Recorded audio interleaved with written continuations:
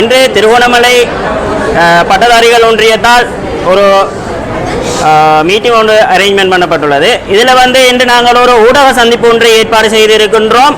அதாவது திருகோணமலை வேலையில்லா பட்டதாரிகள் ஒன்றியத்தால் திருகோணமலையில் வேலையில்லா பட்டதாரிகளுக்கான வேலை பிரச்சனைகளை நிவர்த்தி செய்யும் முகமாக எங்களது பிரச்சனைகளை கௌரவ ஜனாதிபதி அவர்களுக்கு கொண்டு செல்வதோடு எமது பிரச்சனை பாராளுமன்றத்தில் பேசுவதற்காக நாங்கள் தற்போது எங்களது பிரதேசத்தை, அதாவது இந்த திருகோணமலை மாவட்டத்தை பிரதிநிதித்துவப்படுத்தும் எங்களது எம்பிமார்களையும் நாங்கள் நாடியுள்ளோம். எனவே தான் இங்கே இருக்கின்ற வேலையில்லா பட்டதாரிகளின் பிரச்சனைகளை விரைவாக எமது அரசாங்கம் கருத்தில் கொண்டு எங்களது பிரச்சனைகளை மிக விரைவில் தீர்த்து தருவதற்கு நடவடிக்கை எடுக்கவும். அதே போல எங்களது பிரச்சனையை அரசாங்கம் விரைவாக தீர்க்காவிடின் நாங்கள் வீதிக்கு இறங்கும் ஒரு நிலைப்பாடு இருக்கின்றது. எனவே தான் எதிர்வரும் காலங்களில் எங்களது செயற்பாடுகள் இன்னும் ஆக்ரோஷமாக ஒரு செயற்பாடாக காணப்படும். எனவே தான் எங்களது பிரச்சனைக்கு அரசாங்கம் விரைவான ஒரு தீர்வை தருவதோடு வேலையில்லா பட்டதாரிகள் ஒன்றியத்தின் உப தலைவர் என்ற வகையில் நான் இதனை பேசி முடித்துக் கொள்கிறேன்.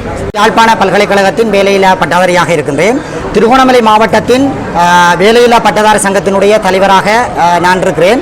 இதன் அடிப்படையில் எங்களுடைய பிரச்சனைகள் என்னென்னு சொன்னால், எங்களுடைய திருகோணமலை மாவட்டத்தில் குறிப்பாக 900க்கும் மேற்பட்ட பட்டதாரிமார்கள் எந்த விதமான வேலைவாய்ப்புகளும் இன்றி வீதிகளிலும் ஏனைய வேலைகளிலும் தவித்துக் கொண்டிருக்கிற நிலைமைகள் இப்போது நடந்து கொண்டிருக்கின்றது.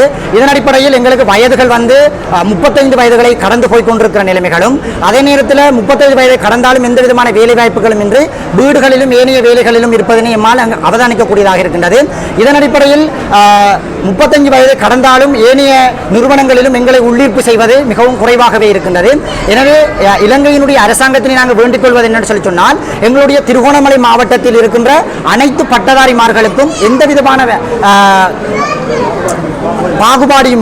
விதமான பாகுபாடின்றி அனைவருக்குமான வேலை வாய்ப்புகளினை பெற்றுத்தர வேண்டும்.